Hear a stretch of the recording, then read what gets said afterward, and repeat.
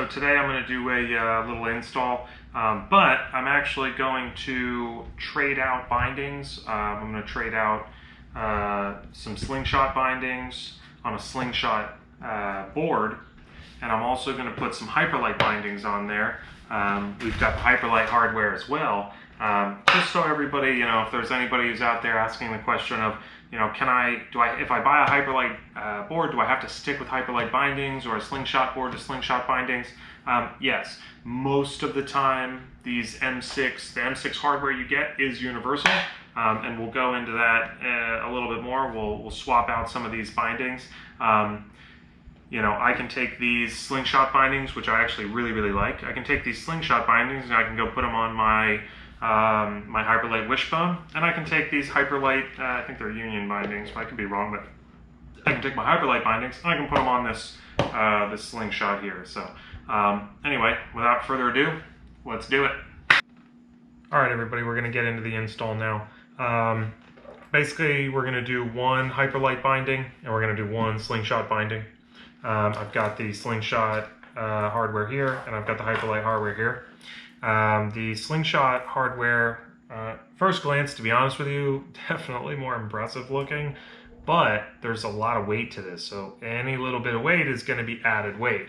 As far as a comparison between the two, this is twice the weight. The Slingshot binding is twice the weight of the Hyperlite binding, but keep in mind that this is a full binding. This has a boot that goes inside of it. Has the inside the boot you actually walk around in and then ride in. So I mean, that would definitely add a little bit of weight, but even the components and stuff on the Slingshot one are heavier.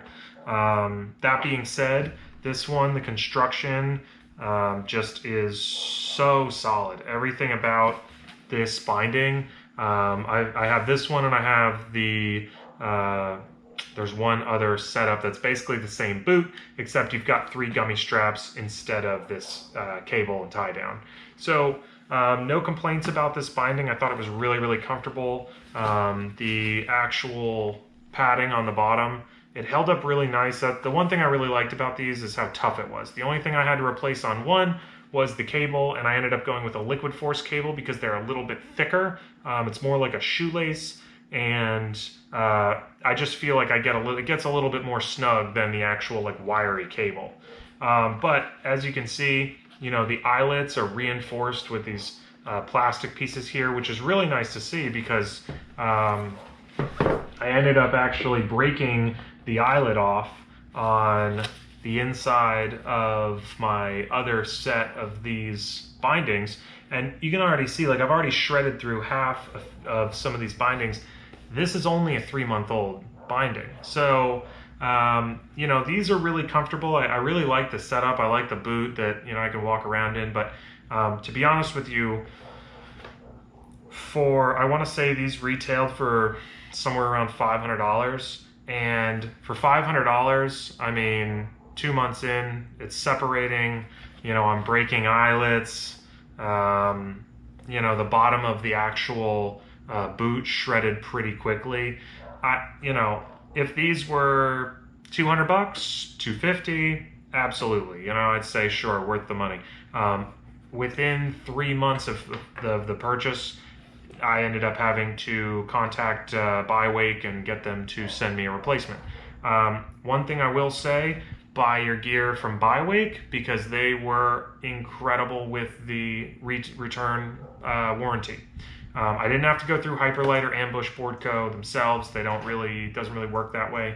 But anyway, they were awesome. They sent me a whole new binding setup. I got them in like a week and a half, so no, they didn't give me any trouble about it whatsoever. So, but, that being said, like I said, a $500 product, I should get a year, I should get a year minimum, and I ride about twice a week, so I would expect about a year out of that, and, getting like 3 months was a little bit of a disappointment because I really like Hyperlite's products. Anyway, so that being said, that little comparison done there, I'm going to go ahead and set this stance up. The difficult part is kind of figuring out where to put them. To be honest, what we're going to do is we're going to go through some of these parts. This is the Slingshot hardware here.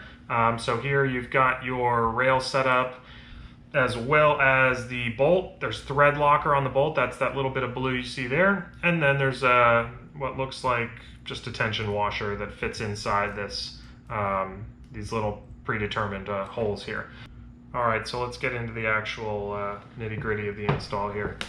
So set the board if it's your first time. You know, you can set these bindings where you like them, but chances are if you've already got a stance and you have preferences and you know what you like and you know where you like your bindings, you're probably not watching this install video anyway. So if you're watching, it's probably your first board or your first time having to swap out your bindings. It is all very, very simple. If you're not sure where your stance is, go ahead and set it in the middle and then adjust from there. All right. These ones do not have a measurement system.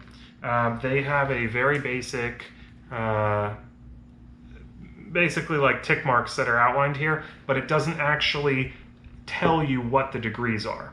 That is not that important, because what you want is you want them to feel conducive to your riding style. You don't want them to cause you any pain.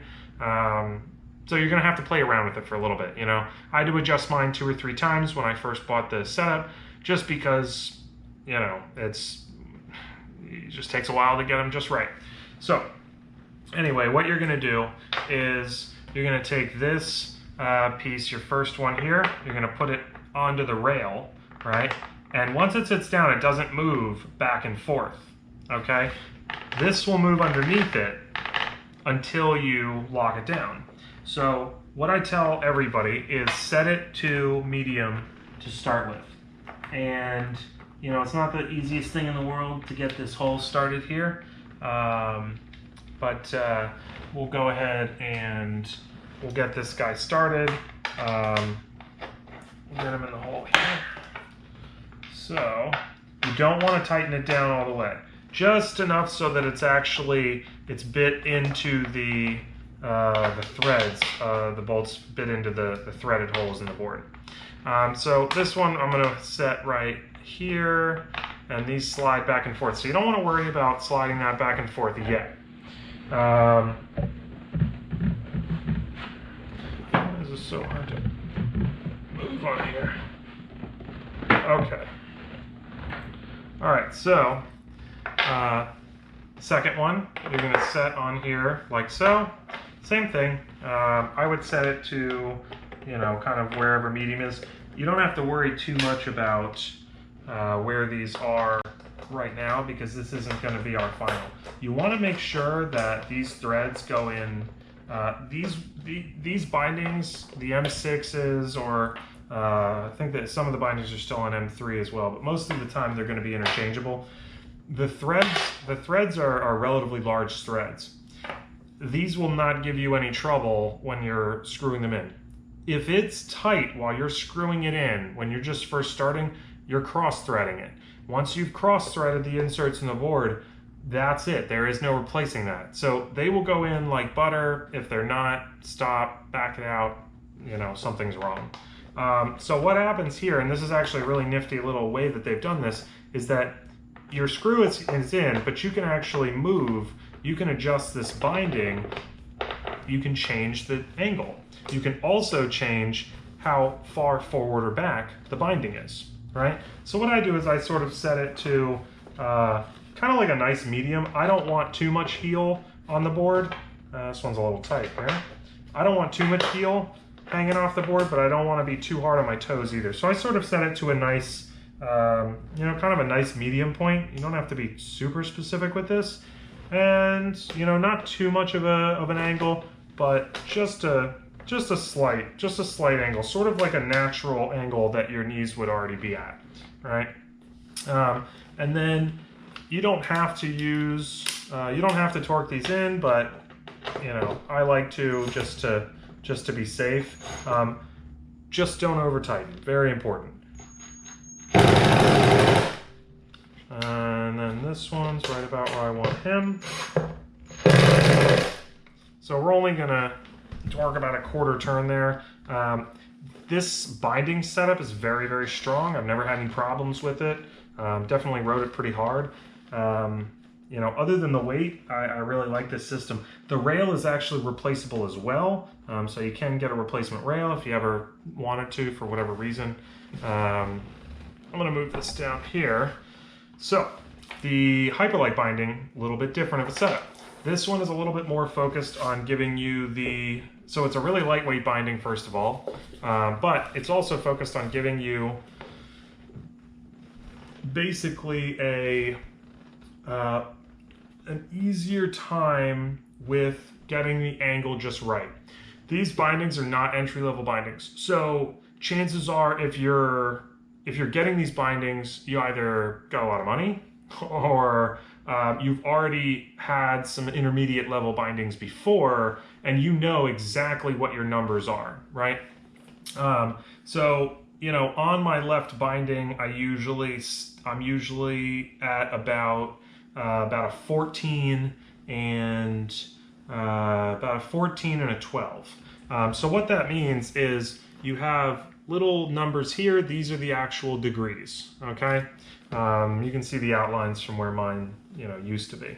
So let's say we want to go, you know, medium stance, okay? Since this board has 4 holes on each side, right? On my Hyperlite, I've got a Hyperlite wishbone in there. I believe that there is only 3 holes, but they may be different spaced. The spacing will work on these to actually use these bindings on this board, but as you can see, you know, I've got 1 on the outside and 2 on the inside, so it's not a perfect, you know, inside-outside trade-off, but we'll go ahead with the outside, and then if I don't like it, you know, we'll ride them or whatever. But obviously I'm not going to ride a board with 2 different bindings, but that actually might be a fun video. Anywho, all right, so the way that these ones work is these ones have little teeth on the bottom, and then you have your M6 bolt. This is just going to go through here like so, and that's pretty much all there is to it. These teeth can be a little bit difficult to actually land on. The arrow that you see on here, the arrow is going to face outward. It's going to face the numbers on the outside of the actual boot here.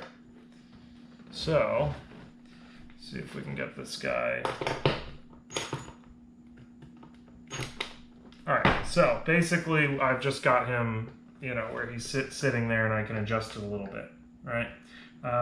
Once you tighten this down, if the teeth here do not go into the grooves that are in the binding, what will happen is it will tighten down, but then as you ride, it will slip into the tooth, and then you'll have a little bit of gap, so you'll have a loose binding. So make sure that the arrows are pointed out and that they do go into the actual tooth here. That is very, very, very important. So let's see here, we've got this one. Okay, so now I've got them pretty much where I want them. And if they will spin if they don't go into the teeth, sorry. There we go. All right, you can almost like hear it, you know, click in there. And you'll be able to hear it when it clicks in there. So anyway, these go in pretty easily, not too much there. To be honest, I haven't had any problems with this binding either, other than the laces, the eyelet breaking, other than that stuff. But as far as the actual binding, the way that it sits on the board, the Slingshot binding, you have a lot less space underneath the toe, right? It sits a little bit flatter on the board.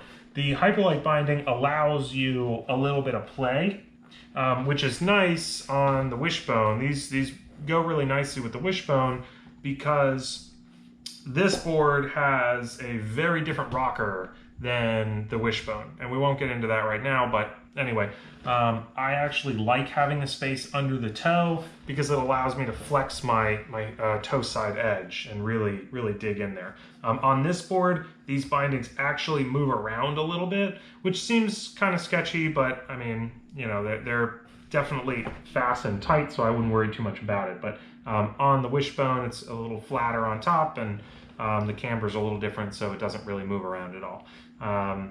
But anyway, so that is basically it to doing the binding install. You can change different brands. You know, you don't have to have one binding on, you don't have to have Slingshot bindings on a Slingshot board. You know, I can take these bindings and put them on my wishbone or my liquid force. You know, there's really no, they're mostly interchangeable. The only difference is going to be the hardware. These ones, you'll notice that, you know, on the Slingshot hardware, they come with the thread locker on there. These ones do not have a thread locker on them. If you want to put some on, you absolutely can. There's no reason why they left it off. They just left it off. I don't see a problem with that. I actually like the thread locker. It's just a little bit of extra security. Just comes in a little tube. You can get it for, you know, $4.99 at Home Depot. But basically that just keeps your hardware from wiggling its way out slowly but surely while you're riding from the vibration and stuff like that. So I like the thread locker. If you want to go a little above and beyond and, you know, be safe and you know you're going to be riding hard, you know, having a binding come loose, it's not the worst thing in the world, but, you know, depending on what position you're in when it happens, you know, it might not be pretty. So, but anyway, thank you guys for watching.